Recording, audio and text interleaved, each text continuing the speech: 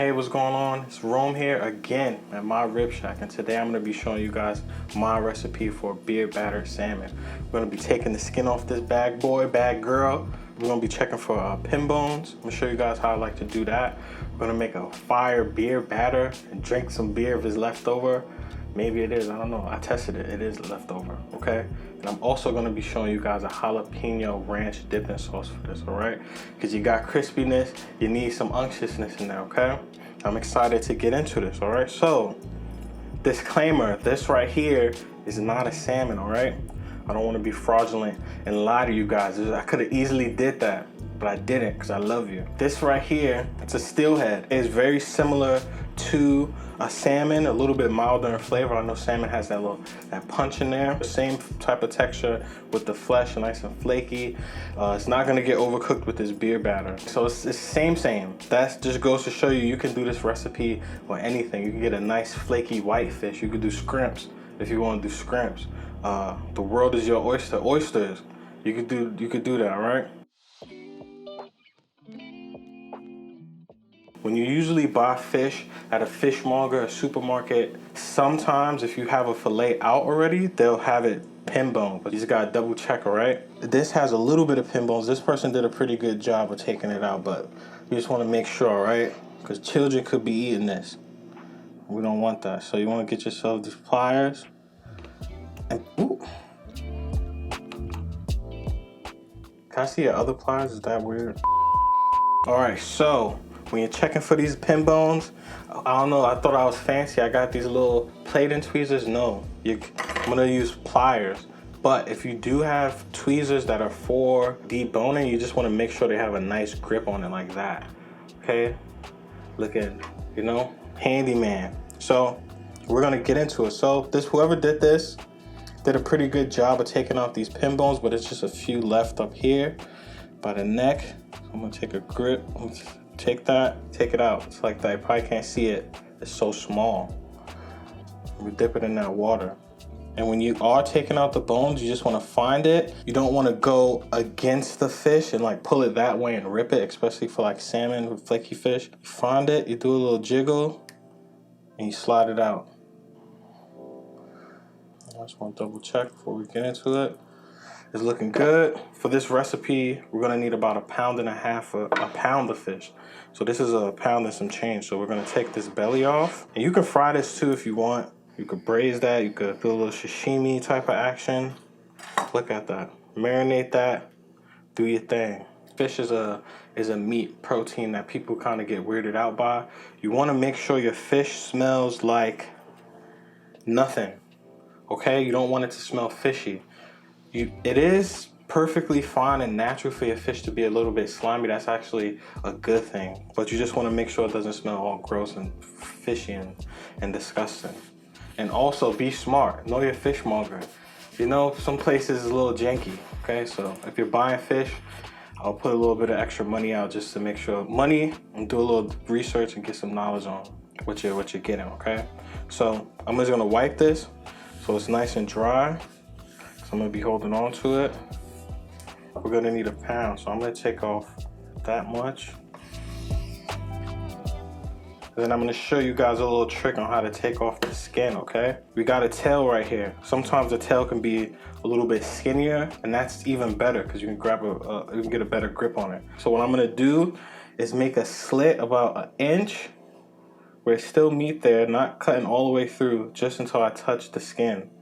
Just like that. So see, the skin is still intact right there. So now I'm gonna use this as a grip. I'm gonna get my knife, and this is where you want a sharp knife. You just want to slide it right under. Look, the skin is right there. We're not gonna go any deeper. We're not gonna turn the knife this way. We're gonna hold it straight in that position, and you just go. This is live TV, folks. Go. You just try to hold your knife still. Don't. Ooh. Okay. You could grab a spoon, get a little container or something, and just scrape that off. Poke, sashimi, whatever. Chop that up. A little spicy salmon roll.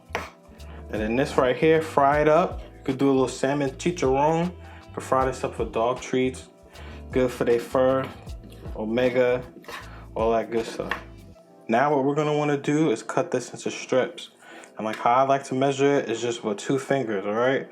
What is that? I don't know, but you're gonna cut it, we're gonna do that.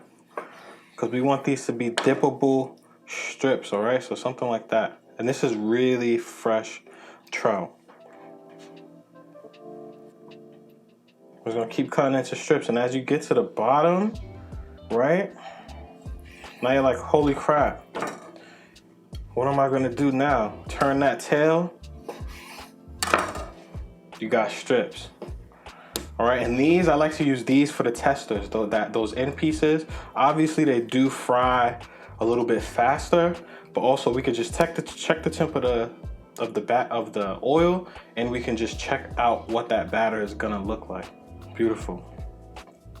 I'll just eat this straight up. This is looking really good, fresh. I'm gonna wrap this in some plastic wrap. So while I'm putting this in plastic wrap, you know what you guys need to do? You need to look down below on the screen. You need to like and subscribe to Food 52, all right? Because I gotta pay bills. I gotta, you know what I'm saying? I gotta feed Gilligan. I gotta buy expensive things, okay? Whatever. But like and subscribe.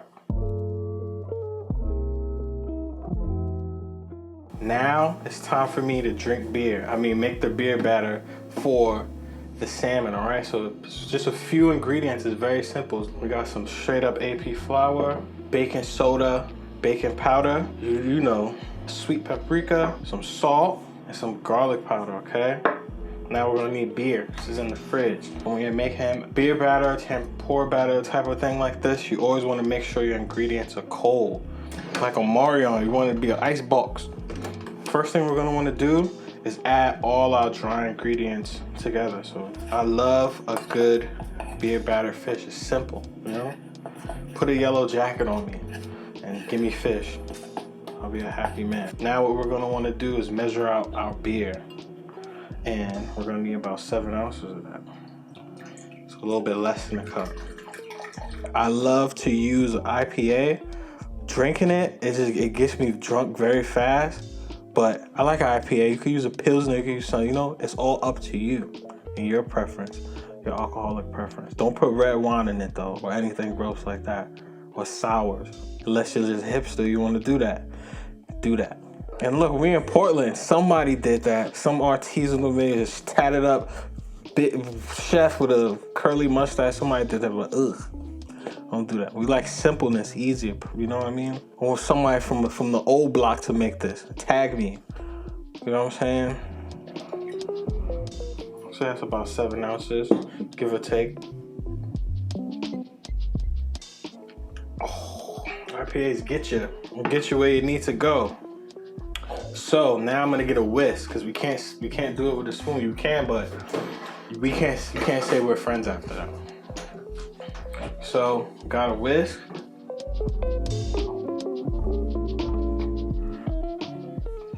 I'll add a little bit and stir. And this signs going on in here is baking powder, baking soda, you know? I'll get Bill Nye on the phone. Look at that, you just want to mix that up. You want it to be completely smooth. And while I'm doing this again, you can like and subscribe to food52.com.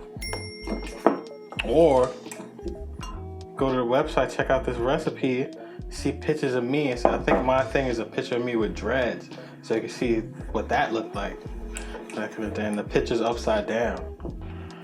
Look at that, it's nice and thick, okay? I think I'm just gonna add a smidget more of beer. And look, I just wanted a little bit thinner, okay? I'm breaking the rule. It says 7 ounces of beer, now I'm adding a splash. That's the thing with food, all right? These guys are lying to you. These men and women are lying to you. Things are moving constantly. And it's you know, it's on the pendulum, okay? So you always wanna just adjust, it's okay. So don't be scared. Just a splash, you know? Cause that fish we're dipping in there is nice and tender. Just a little splash. Woo. For all the homies. That's looking good. We just want to make sure it's nice and blended.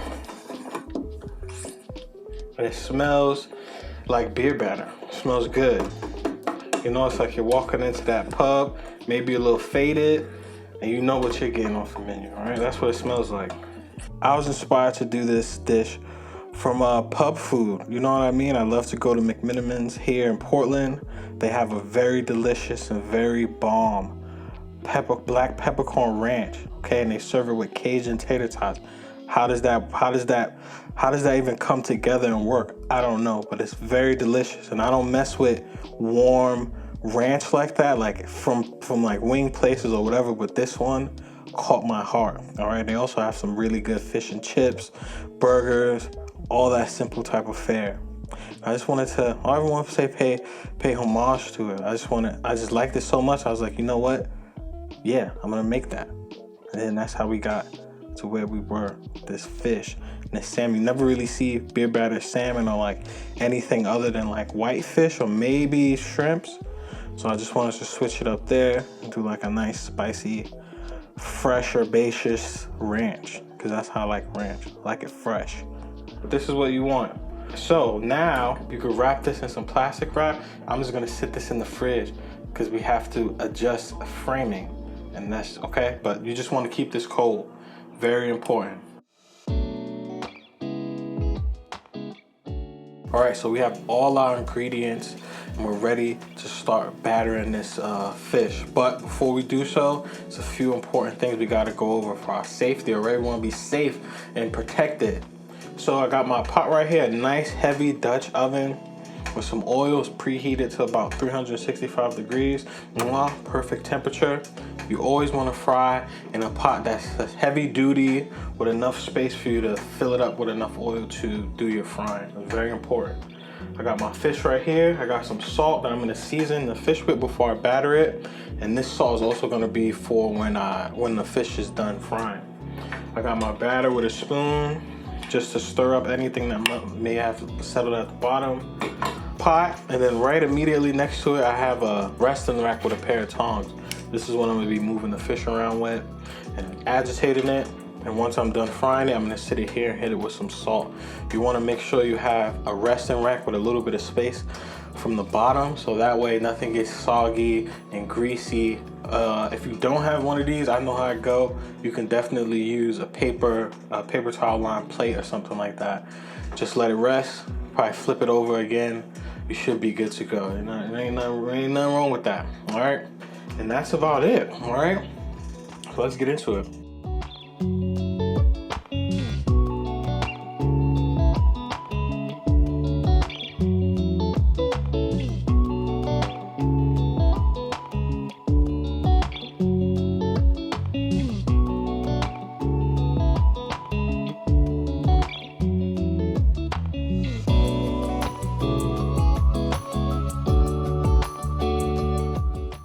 Gonna serve these beautiful pieces of fish with a jalapeno ranch dipping sauce. And here's how I made it. John Hughes, cut. Montage moment.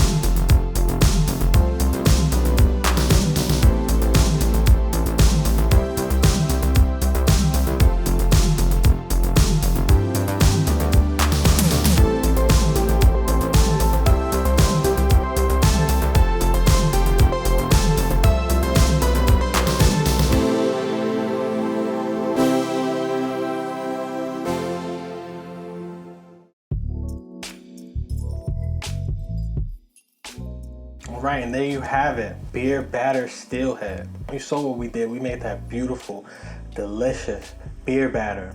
You saw me put together a quick jalapeno ranch with cilantro and jalapeno. Ooh, easy, simple, okay? You saw me get that beautiful steelhead. We looked for pin bones. You gotta watch out. We skinned it. We trimmed it. Now, there's just nothing left to do but eat, okay?